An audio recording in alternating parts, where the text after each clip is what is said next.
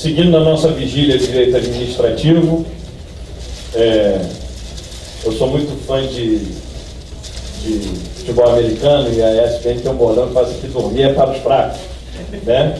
E assim, pausa para banheiro, café, alimentação também é para fracos. Eu, quando comecei a dar aula de direito administrativo, eu recomendava: olha só, 10 minutinhos ajoelhado no milho, lendo o professor Diogo, faz bem a todo mundo, você vai melhorar muito na lição de direito administrativo. Vou seguir aqui na presidência dos trabalhos, que é uma honra, uma satisfação para mim, e já vou passar a palavra ao meu grande amigo, colega de concurso, exemplo de procurador, que assim, resolve todos os pepinos do gabinete atualmente, boa parte dos pepinos, todos não, porque senão os outros assessores vão ficar enciumados, mas os pepinos maiores acabam ficando com o Henrique Bastos Rocha. Ele cuida de coisas simples como Maracanã, plano de recuperação fiscal, teleférico, linha 4, só essas coisas simples, né? Tudo isso de inovações de direito administrativo, mutabilidade, etc, etc, isso o Henrique toma no café da manhã com sucrilhos, né? O Henrique é mestre em Direito Empresarial pela Universidade de Campinas, tem MBA em Gestão de Negócios pelo IPMEC e, muito orgulho, é meu colega de concurso aqui na Procuradoria-Geral do Estado. Ele vai falar sobre liberdade econômica e sanções administrativas nas reorganizações societárias. Com a palavra, doutor Henrique Rocha. Boa tarde, eu cumprimento a todos em nome da Procuradora do Estado, Cléia Cardoso de Figueiredo Moreira, uma amiga de convivência já de mais de 10 anos, né, Cléia? Tive a felicidade e a honra de conviver com a Cléia e com o Diogo, né, de conviver com eles, tanto nas questões de consultoria jurídica, quanto nesse agradável convívio pessoal, né, que nós mantivemos e mantemos, né, sempre aí, lembrando do nosso querido professor Diogo. Cumprimento também o desembargador José Torres Pereira Júnior, já que presente da conferência final, né, e o amigo Luiz Eduardo Lessa, também aqui presente ao lado da Cléia, né. Por sua deles eu cumprimento a todos, né. Agradeço as palavras do Fernando, né. Realmente o Fernando é acima de tudo um grande amigo, e eu tenho a felicidade agora de trabalhar com ele, né. O Fernando é meu chefe aqui, né, tomando conta aqui da palestra, né. A Procuradoria do Estado está em muito boas mãos aí, com o Fernando, com o Cláudio, com o Leonardo, que são queridos amigos e procuradores de extrema competência. Tenho, como o Fernando disse, procurado aí colaborar na medida do possível com as nossas soluções, ali, discussões de ideias e soluções que o nosso Estado precisa, né. Cumprimento também o amigo Rafael Veras, né, com quem também tive a honra tenho e tive a honra de conviver juntamente com o professor Diogo de Figueiredo Moreira Neto, né. O Rafael também trabalhava conosco e continua aí um querido amigo, né, profissional da mais alta competência. Bom, quando eu tive o honroso convite para contribuir com essa homenagem ao professor Diogo, né, logo, a primeira coisa que me veio à mente, né, foram os trabalhos que tivemos a oportunidade de desenvolver juntos. E dentro desses trabalhos, eu selecionei um que resultou num artigo conjunto, escrito por mim e pelo professor Diogo, né, em 2014, sobre liberdade econômica e sanções administrativas nas reorganizações societárias. Já foi muito falado aqui que o professor Diogo é um administrativista, né, que sempre esteve e ainda está à frente de seu tempo,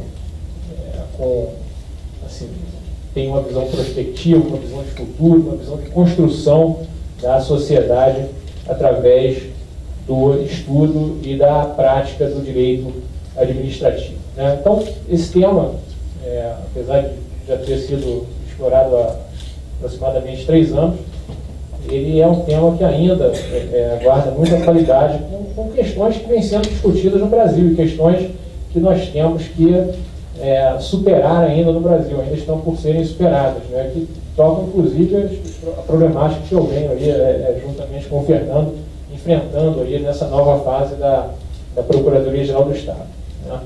Bom, então, esse trabalho desenvolvido junto com o professor Diogo, ele diz respeito à análise da aplicação e da principiologia da aplicação de sanções administrativas nos casos de reorganizações societárias, nos casos de operações societárias, né? Por aí a gente já vê aqui, estamos tratando de sanções administrativas imputadas às pessoas jurídicas, essas que elas naturalmente estão sujeitas aí por força da sua atividade econômica e da globalização e do desenvolvimento da própria prática dos negócios, estão sujeitas a esse tipo de agregação ou segregação empresarial através das operações societárias, que podem ser, por exemplo, uma incorporação, uma fusão, uma cisão, ou até mesmo uma alteração de controle societário por alienação das ações que conferem a titularidade desse poder de controle societário, né? Olha, os princípios que regem essa problemática, eles se encontram na nossa Constituição Federal. Nossa Constituição Federal, ela estabeleceu tanto os princípios da ordem econômica, quanto os princípios limitadores do poder sancionatório do Estado, tanto a nível de direito penal, quanto a nível de direito administrativo sancionador, né? Então, de um lado, nós temos os princípios da ordem econômica, de que se destacam o princípio da livre iniciativa e o princípio da valorização do trabalho humano. Princípios esses que se diz de elevada carga axiológica, porque são princípios que orientam a leitura e a interpretação de todo o ordenamento jurídico, inclusive outros princípios constitucionais que devem ser sempre ponderados com esse princípio de elevada carga axiológica. Então, essa liberdade a livre iniciativa como uma liberdade de empreender, de concorrer e de exercer a atividade econômica, ela deve ser, evidentemente, controlada pelo Estado, não na medida de tolher o desenvolvimento das atividades econômicas, mas no sentido de evitar abusos na liberdade de atuação econômica. Então, dizia o professor Diogo, a liberdade de empresa, que é garantida pela Constituição Federal, corresponde à obrigação de exercício da função social da empresa. A liberdade de competição, que também é garantida pela Constituição, ela é limitada pela coibição do abuso de poder econômico. A liberdade de contratar é limitada pela função social do trabalho. E a propriedade privada, que é fundamental para a livre iniciativa, ela é limitada pela função social da propriedade. Então, a Constituição tem esses princípios, esses princípios contrapostos à livre iniciativa, e a ponderação desses princípios vai resultar nas normas concretas que devem ser aplicadas aí aos casos com que nos deparamos no nosso dia a dia da atividade jurídica.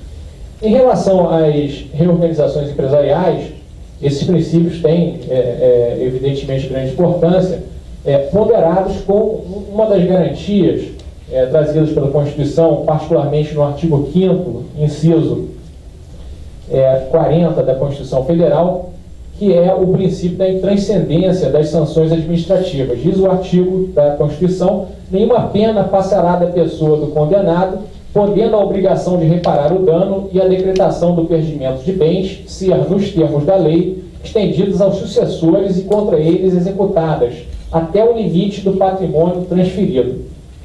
Portanto, esse princípio que, à primeira vista e pela sua literalidade, é um princípio de direito penal aplicável às pessoas físicas, né, os delitos cometidos pelas pessoas físicas, ele também, pela principologia da Constituição, um princípio garantidor das pessoas jurídicas em relação às sanções que elas sofrem. Nas reorganizações societárias, nós temos basicamente as operações de fusão, incorporação, transformação, cisão e transferência do controle societário. Essas operações, elas foram verificadas e foram disciplinadas pela chamada Lei Anticorrupção, a Lei 12.846 de 2013. Essa lei estabeleceu no seu artigo 4º as hipóteses de sucessão de pessoa jurídica em relação a essas sanções aplicadas pelos chamados atos de corrupção tratados nessa lei. Então, dispõe o artigo 4º, subsiste a responsabilidade da pessoa jurídica na hipótese de alteração contratual, transformação, incorporação, fusão ou cisão societária. E o parágrafo 1º, nas hipóteses de fusão e incorporação, a responsabilidade da sucessora será restrita à obrigação de pagamento da multa e reparação integral do dano causado, até o limite do patrimônio transferido, não lhes sendo aplicáveis as demais sanções previstas nessa lei, decorrentes de atos e fatos ocorridos antes da data da fusão e incorporação, exceto nos casos de simulação ou evidente intuito de fraude devidamente comprovados.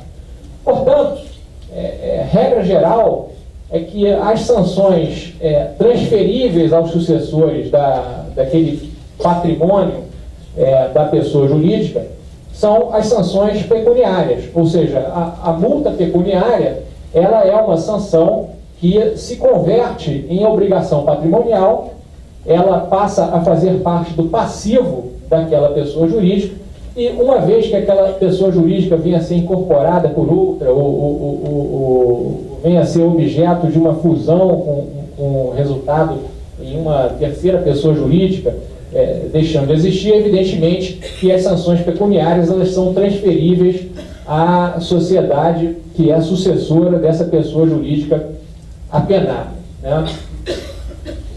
Agora, as sanções restritivas de direito são sanções em relação às quais nós temos que fazer uma análise mais criteriosa.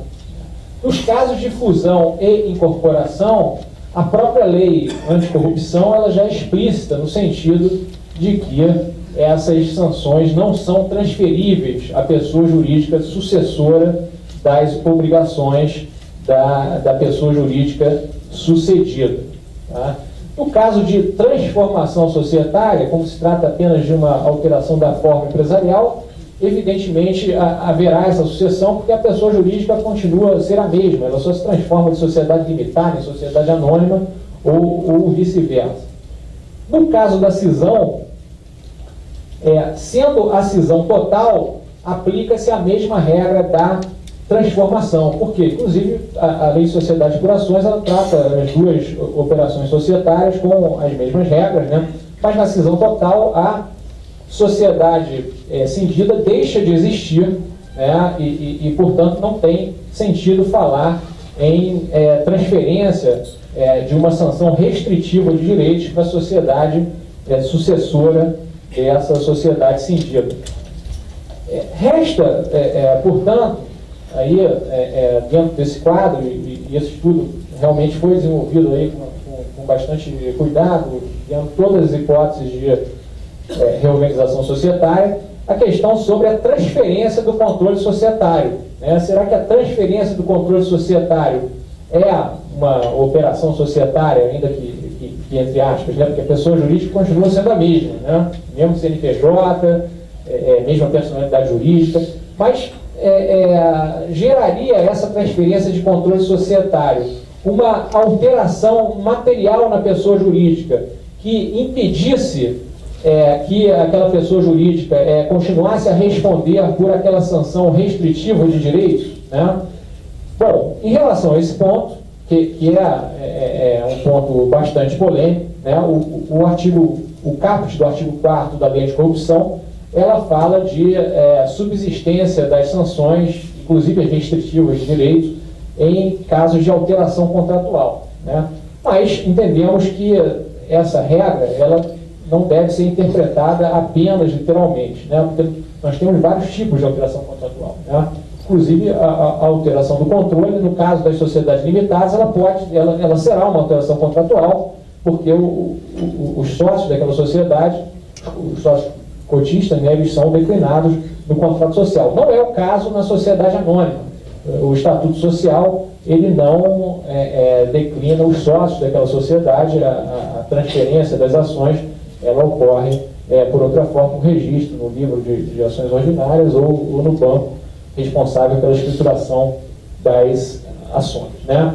Mas a transferência do poder de controle, né, ela altera o que nós chamamos de cerne volitivo da sociedade, né? O controle societário, ele está ligado à condução ética e estratégica da sociedade, né? Então, o poder de controle, ele assim, por assim dizer, a alma da sociedade, né? É a razão, ela se confunde com a própria razão de ser da imputação daquela penalidade, né? E na medida em que nós vemos no Brasil, assim, também aí, olhando o próprio princípio da realidade, tão comentado pelo professor Diogo, né? A gente vendo a necessidade de interpretações jurídicas que permitam a retomada do desenvolvimento econômico do Brasil, sem deixar sem descuido da efetiva aplicação das sanções pelos atos ilícitos que ocorreram, né? Nós vemos a discussão sobre essa subsistência da sanção no caso de alteração do controle societário como um ponto bastante relevante, tanto no plano teórico quanto no plano prático. A nossa tendência, aí muito bem acompanhada aqui do professor Diogo, né, no sentido de entender que a alteração do controle, ela, em princípio, né, ela pode excluir a incidência das sanções restritivas de direitos, né, porque, efetivamente, o controle, né, como nós dissemos, ele é a alma da sociedade, né? Está ligada a toda a estratégia, toda a ética, toda a política de condução daquela sociedade. Ao mesmo tempo, essa solução também permite que as sociedades que foram apenadas, né, em relação a essas sociedades, haja um incentivo para os antigos controladores transferirem esse controle para terceiros, né? Isso não significa de modo algum que essas pessoas físicas, antigos controladores, deixarão de responder penalmente, administrativamente, civilmente, e que também a própria sociedade apenada ela continue a responder civilmente pela reparação integral dos danos que foram causados. Ela cumpra as sanções pecuniárias estabelecidas, né, que passam a integrar o seu patrimônio, porém, significa, na prática, apenas uma forma, né, uma saída para que se estimule a transferência desse controle societário da sociedade apenada para um outro grupo controlador. Evidentemente, esse novo grupo controlador aqui não tem nenhuma relação com o grupo controlador antigo, e novo grupo controlador que esteja ali, evidentemente, com uma avaliação. Não pode existir aí nenhuma simulação, nenhuma fraude, nenhuma relação com o grupo controlador anterior. Isso seria, evidentemente, inadmissível, né? Então, portanto, essa discussão e essa proposta de solução é uma forma de se pensar um meio de permitir que as empresas, entendido empresas não como a propriedade de A ou B ou C, mas a organização empresarial, né, ela tenha uma continuidade no exercício da sua função social, através de pagamento de tributos, de agregação dos empregados, que, afinal de contas, os maiores interessados no sucesso da empresa como atividade são a própria sociedade, o fisco, os empregados, né? Que a sociedade tenha uma continuação na sua atividade e não vá quebrar, né? Afastando-se os controladores responsáveis pela orientação dessa sociedade, afastando-se definitivamente os controladores responsáveis pela atuação dessa sociedade empresária em desconformidade com o ordenamento jurídico, né? Eu gostaria aqui de só também, para finalizar, observar que na data de ontem foi publicado no Jornal Valor Econômico uma matéria tratando de declarações do diretor jurídico do BNDES, defendendo a venda do controle como meio de sobrevivência das sociedades concessionárias envolvidas em problemas ilícitos, né? Então, o diretor do BNDES vê com bons olhos essa solução da venda do controle, porque as sociedades elas não estão conseguindo ter acesso a crédito com os controladores atuais e, penso eu, com a devida vênia, que não devem mesmo ter acesso a crédito com essa configuração atual, né? É preciso, mais uma vez, que pensemos medidas que possam estimular a transferência desses controles societários de forma a preservar, não os controladores, os sócios, mas preservar a empresa, né? Preservar a empresa, deixar a empresa andar, né? E punir, né, os controladores antigos responsáveis aí pela orientação da sociedade empresária num sentido diverso do que estabelecido como as finalidades legais, né? As finalidades legais que são aí a iniciativa, valorização do trabalho humano, o cumprimento de sua função social, para que as sociedades voltem a ter efetivamente essas funções nas mãos de novos controladores, né? Mais uma vez aí eu agradeço o convite do Sejur, agradeço aí os colegas de mesa, o Rafael, o Fernando, né? E encerro dizendo que realmente eu fui uma pessoa, nas oportunidades que isso foi, que eu tive a honra de estar com o professor Diogo e com outros amigos, né, com o Marcos Bueno, com a Cleia, com o Flávio, que esteve aqui, com o Felipe, o Lessa e outros amigos, Rafael, Fernando e outros amigos que tiveram, né, realmente uma grande honra, uma felicidade, né? O professor Diogo deixa muitas saudades, mas ao mesmo tempo um sentimento na gente que nós devemos seguir em frente, né? O professor Diogo, até quando estava doente, ele nos incentivava, ele produzia junto com a gente, discutia, ele falava da PGE, do IDAERJ, do Estado do Rio de Janeiro. Então, assim, o amor que o professor Diogo teve por essas instituições, né? Eu destaco a PGE, a PERJ e o IDAERJ, né? E evidentemente aí no contexto de todas as pessoas que aqui estão e outros amigos que conviveram com ele nessas instituições, né? É realmente um exemplo de vida, um exemplo que realmente emociona a gente. Eu sei que isso não é mais um momento de emoção, mas a emoção já foi aí no início do seminário, foi muito bonito, né? Mas não poderia deixar de fazer esse registro, né? E assim, a vida do professor Diogo e a lição que ele passou para a gente são coisas que nos emocionam no dia a dia, mas tenho certeza que o professor Diogo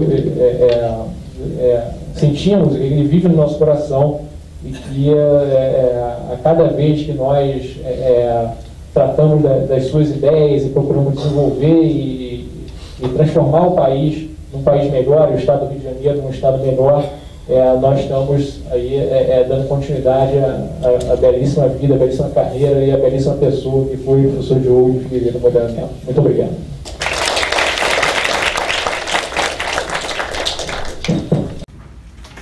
Agradeço ao Henrique pela exposição. e vou passar direto a palavra aqui para o Rafael, uma pequena introdução. O IDAERJ, quando foi idealizado, tanto pelo Marcos quanto pelo professor Diogo, ele reunia as grandes figuras do direito administrativo, o Diogo, o Marcos, o professor Gessé, que nos brinda com a sua presença aqui, que sempre foi um grande incentivador, o Sérgio Guerra, o professor José Carvalho dos Santos Filho e tantos outros. Ele se propunha, além de reunir esses grandes expoentes do direito administrativo, buscava, e sempre com a preocupação do Marcos e do professor Diogo, dar espaço aos novos profissionais, aos novos estudiosos do direito. E eu estou aqui talvez ao lado de um dos maiores exemplos dessa generosidade que pauta, que sempre pautou o IDAERJ e era inspirada pela postura, pela conduta do Marcos e do professor Diogo. Rafael Veras, ele foi estagiário da Procuradoria, foi estagiário quando eu trabalhava no gabinete do Dr. Francesco Conte, procurador-geral à época. Isso é penoso dizer, porque eu não era um procurador mais novo. Eu já estava confirmado e já tinha direito a uma licença-prêmio quando ele trabalhou como estagiário no lugar onde eu estava lotado. O Rafael saiu daqui foi estagiário do Marcos Bueno, né? Foi também estagiário do Rafael. Foi sócio do Marcos, do Flávio no escritório. Hoje é sócio do Lessa num escritório brilhante que vem desempenhando um trabalho destacado na área de direito administrativo e direito regulatório. E ele foi quem auxiliou o professor Diogo na última atualização do seu livro, que mostra o valor que o Rafael tem, né? Não seria destacado com uma missão dessa, com toda a generosidade que o professor Diogo sempre tinha. Ele também tinha um nível elevado de exigência no seu trabalho. E só essa citação aqui é suficiente para mostrar o valor que o Rafael tem. Eu sempre falo assim, tem os grandes medalhões do direito administrativo e os jovens talentos. O Rafael sempre foi um jovem, continua sendo um jovem talento, porque ele é novo, né? Mas já é uma figura consolidada no mercado e no meio acadêmico. O Rafael, ele é mestre em Direito da Regulação pela Fundação Getúlio Vargas aqui do Rio de Janeiro, pós-graduado em Direito Administrativo Empresarial pela Universidade Cândido Mendes, professor convidado da pós-graduação em Direito do Estado da Regulação pela Fundação Getúlio Vargas. O Rafael vai falar sobre o Programa de Parceria de Investimento PPI e seu regime jurídico. Sem mais delongas, cumprimentando muito meu amigo Rafael, passo a palavra para ele fazer sua exposição. Boa noite aos sobreviventes. É um prazer falar para vocês, e isso só atesta que realmente vocês gostam do direito administrativo.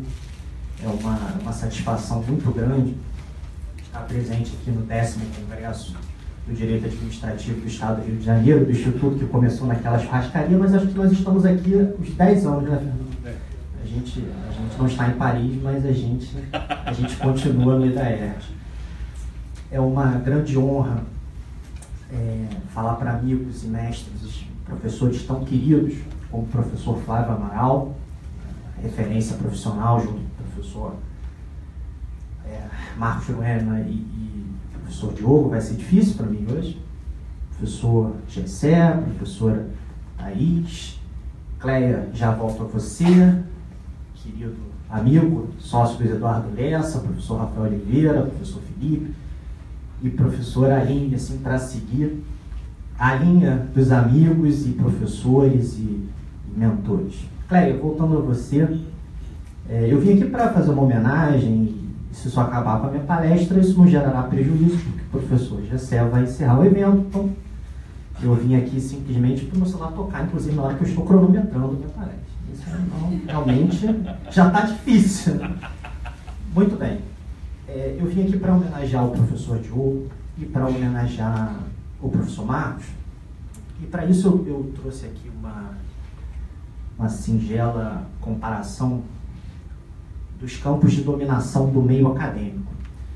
Eu brinco com os amigos que o meio acadêmico, né, parte acadêmica, ele tem o estigma do você não pode. Você não pode. O aluno ele sai de uma faculdade de Direito e ele, muito esquisitamente, ele se envolve com a parte acadêmica. É estranho. Sobretudo se relacionado ao direito administrativo. Mas como eu sou botafoguense, eu acho isso até normal. E aí, ele se apaixona por um professor, ele se apaixona por um autor, e ele quer começar a produzir ou começar a dar aula, e o meio acadêmico diz, você não pode. Você ainda não fez uma pós-graduação? Tá bom, vou fazer uma pós-graduação. Não satisfeito, você continua empolgado, e o meio acadêmico de novo te diz, mas você já fez o mestrado? Realmente o mestrado eu ainda não fiz.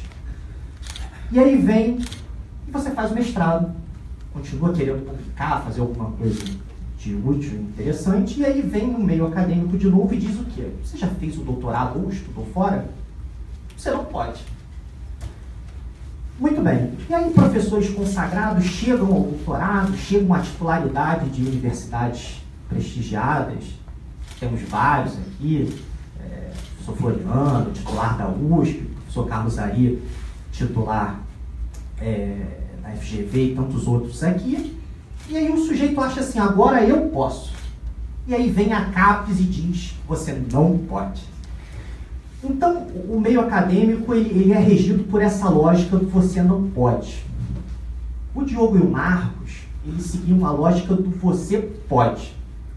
Mas eu não tenho isso. Mas acredite em você porque você pode. Mas eu ainda não fiz aquilo, mas acredite em você porque você pode. Você vai ser julgado, vai ser criticado, mas você pode. Então, o que eu considero o maior legado desses dois amigos, mestres e queridos, que eu chamo de Marcos e Diogo, com perdão, com a licença acadêmica, é que eles permitiam a você sonhar. Fernando falou isso hoje de manhã. E o que é sonhar se não projetar a felicidade no futuro? Então, para terminar essa homenagem, que já tomou 5 minutos da minha exposição, eles para mim nunca vão morrer. Porque toda vez que eu estiver perto de um aluno ou de alguém que esteja começando a carreira, e eu falar que ele pode, eles vão estar comigo. Era isso que eu queria dizer inicialmente, Cleia, sobre o Diogo e o Marcos. E agora eu posso ir embora.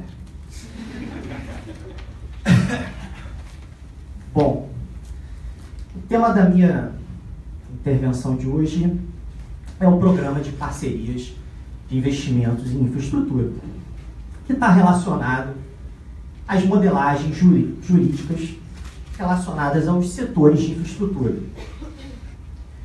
Os setores de infraestrutura, eles são necessariamente afetados pelos modelos de intervenção do Estado na economia. Algumas vezes o Estado opta por intervir diretamente, institui empresas estatais, isso aconteceu até meados da década de 90. Outros momentos o Estado é mais privatizante, isso gera uma guerra ideológica muito grande, mas fato é que, a depender do modelo de intervenção, são estabelecidos novos desafios jurídicos para essas respectivas modelagens. Em 1997, o professor Carlos Ari, que aqui compareceu, o professor Floriano, eles minutaram a Lei Geral de Telecomunicações, que foi uma lei que representou uma reforma muito positiva para os setores de infraestrutura. Tanto é verdade que eu estou cronometrando a minha intervenção num celular. E se não fosse essa reforma jurídica, provavelmente estaríamos discutindo um inventário para a linha telefônica. E nesse momento, nesse primeiro momento, nos idos de 95, foram construídos alguns institutos jurídicos muito relevantes. As agências reguladoras, sim, elas já deram certo no Brasil. Hoje em dia não é bem assim, mas ela foi bem instituída, a figura das autorizações vinculadas. A própria concessão administrativa, ela tinha por objeto, e aí um pouquinho depois, estabelecer essa lógica negocial para empreendimentos de interesse social. Hoje em dia ela serve para delegar estádio de futebol, mas era para dar certo. Independente desse início de modelagem jurídica que foi estabelecido em 1997, os resultados nos outros setores não foram tão positivos. Nós temos atualmente 2,2% de investimento do PIB do Brasil em infraestrutura. Se você for comparar com a China, por exemplo, a China tem 4,7, perdão, a Índia tem 4,7 e a China 8,5 do PIB. 2016, houve o retorno do pêndulo. Com o novo governo, voltamos à era das privatizações. E agora nós temos novos desafios jurídicos. É como se nós estivéssemos voltando para 96. E o que é o PPI? O PPI é um novo regime jurídico para essas contratações administrativas de infraestrutura. Ela tem por objetivo justamente corrigir as falhas jurídicas que fizeram com que o Brasil tivesse tantos gargalos em infraestrutura. Aí você lê no jornal o que seria o PPI. O PPI ele não cria um contrato administrativo como a parceria público-privada ou contrato de concessão. Ele estabelece um regime jurídico para contratos de relevante interesse público. Ele se aplica tanto a contratos de concessão, onde há a delegação da prestação de serviço público, como uma autorização vinculada no setor de telecomunicações ou no setor portuário. A lógica subjacente ao PPI não está tanto relacionada ao direito, mas sim ao racional econômico desses ajustes de longo prazo. E por que isso? Porque um ajuste de longo prazo, um contrato de concessão, um contrato de PPP ou uma autorização portuária, ele dura 35 anos. Ele tem custos afundados. Ele tem uma remuneração muito diferente da tradicional 8666. O concessionário ele aporta investimentos e depois é remunerado. Enquanto na 8666, o contratado ele é remunerado para e passo a execução, com base nos custos que ele estabeleceu, os custos unitários. Portanto, esse novo regime jurídico do PPI, ele visa qualificar projetos de infraestrutura de contratos de longo prazo que tenham essa arquitetura econômica e não jurídica. Mas, obviamente, ele foi objeto de inúmeras críticas por questões políticas. E a principal delas é que ele trouxe apenas mandamentos de otimização ou previsões vagas, diretrizes. Vamos garantir a segurança jurídica, vamos ampliar a competição. Eu não concordo muito com essas críticas e o meu desafio agora, nessa segunda metade da minha exposição, é densificar juridicamente as diretrizes que o PPI nos traz para as próximas delegações de serviços públicos nos próximos anos. Seja nesse governo, no próximo, aí a gente vai ter aquela mudança. Pode ser que tenha uma mudança política que faça que toda essa construção jurídica tenha que ser revista. Mas vamos trabalhar com o que temos. É o que temos para hoje, né? Como dizia o Marcos, né? É o que tem. Muito bem, a primeira diretriz trazida pelo PPI é garantir a expansão da infraestrutura com tarifas adequadas. Esse ponto ele não é desnecessário, sobretudo porque os últimos contratos que o governo celebrou, sobretudo os de concessão de aeroportos e os da terceira fase das concessões de rodovia, eles se mostraram inexequíveis, então eles têm que ser renegociados. Tiveram, e vocês estão ouvindo muito falar no Instituto da Relicitação e da renegociação desses contratos. Portanto, essa diretriz de garantir uma expansão adequada, ela tem que ser lida de modo que essa expansão possa ser financiada. Mas o ordenamento jurídico brasileiro há muito dizia que não. Por exemplo, o artigo 16 da Lei 8987 diz que a regra é a concorrência e que a restrição da concorrência nas concessões é a exceção. Mas a doutrina diz, não, ele não diz isso. Não, mas ele diz. E agora vem o PPI e diz de novo. Então, interpretar agora que o serviço público não comporta mais concorrência é praticamente desconsiderar dois diplomas normativos, seja a própria 8987 no artigo 16, seja agora o PPI que veio a reafirmar essa regra de que a concorrência ela tem que ser preservada e que a exploração monopólica será só a exceção.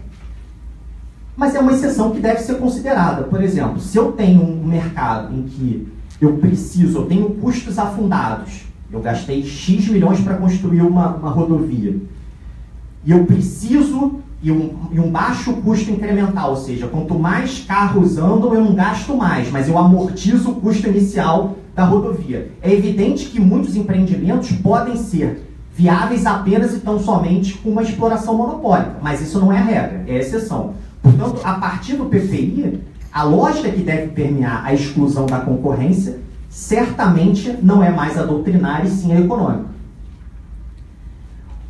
Uma outra previsão, e essa é a minha para mim a mais importante que traz o PPI, é assegurar a estabilidade e a segurança jurídica com a intervenção mínima nos investimentos do concessionário. Já virou um argumento um pouco clichê você achar que, olha, para eu ter investimentos em infraestrutura, eu tenho que garantir a segurança jurídica. Isso virou praticamente um lugar comum. Mas projetos de infraestrutura não são tipo restaurante que abre um, fecha outro. É um projeto de 50 anos. Então, realmente, para o investidor enterrar, aportar capital naquele empreendimento, ele precisa de segurança jurídica. E foi por isso que foi criado um arcabouço regulatório para justamente fazer com que esses empreendimentos não fossem objeto de intervenções políticas. No Paraná, por exemplo, o Jaime Lerner, o Requião abaixaram a tarifa em 50%, queriam encampar a concessão, a argumentos absolutamente populistas, e foi isso que se tentou banir em 97, e agora, mais uma vez, o ordenamento jurídico, diante dessas reformas, pretende fazer isso por intermédio do PMI. Mas o que é o princípio da segurança jurídica? Basicamente, de conhecimento convencional.